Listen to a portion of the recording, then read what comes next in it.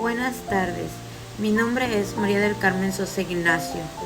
Me encuentro estudiando el bachillerato en línea en la Universidad Virtual CNSI, matrícula CTM 104748.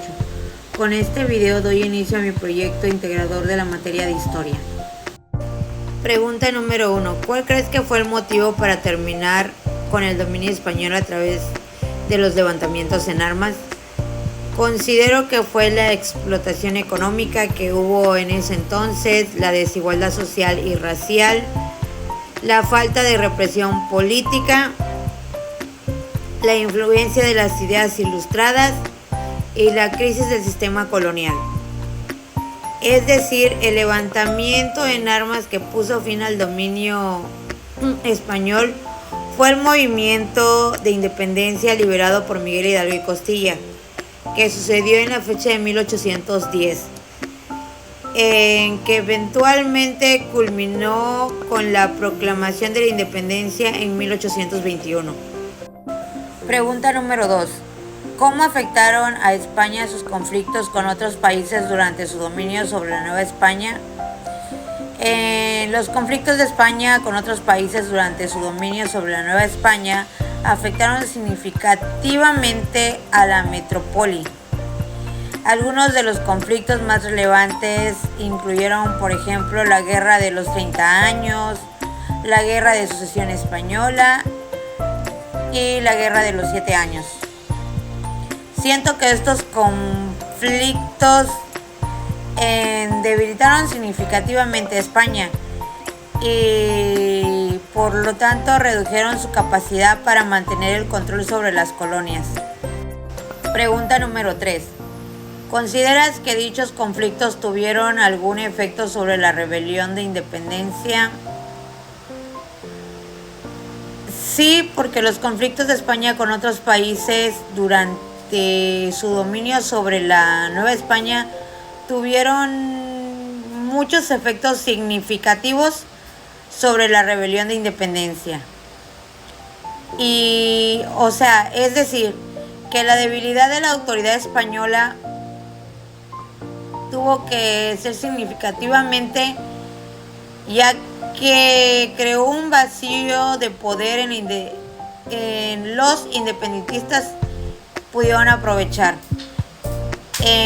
También la creciente descontento entre la población local, que fue, por ejemplo, la deuda pública española, en la inspiración de los movimientos independientes, que fue la debilidad de la autoridad española y la inspiración a los movimientos independistas en la Nueva España.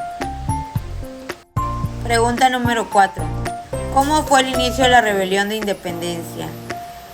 El inicio de la rebelión de independencia se produjo el 16 de septiembre de 1810, cuando el cura Miguel Hidalgo y Costilla lanzó el grito de Dolores, que fue un llamado a la rebelión contra el dominio español. En ese entonces, el cura Hidalgo, junto con los líderes independientes que fueron José María Morelos y Pavón, lideraron un ejército de campesinos y trabajadores que enfrentaron a las fuerzas españolas en varias batallas. Pregunta número 5. ¿Consideras que la rebelión de independencia debió tener alguna organización política? Creo que sí, porque la falta de una organización política clara y precisa y a la vez efectiva fue una de las principales debilidades de la rebelión de independencia de México. Es decir, fue un movimiento espontáneo y desorganizado que se produjo en respuesta a la opresión española.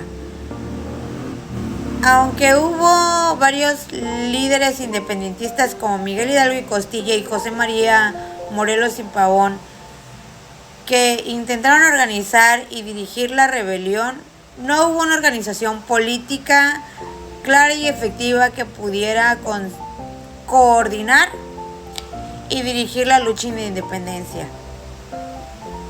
Es decir, que la rebelión de independencia en México debió tener una organización política clara y efectiva para coordinar y dirigir la lucha de independentistas y establecer un gobierno independiente. Con este video doy por terminado mi proyecto integrador de la materia de historia. Agradezco la atención prestada y brindada. Gracias.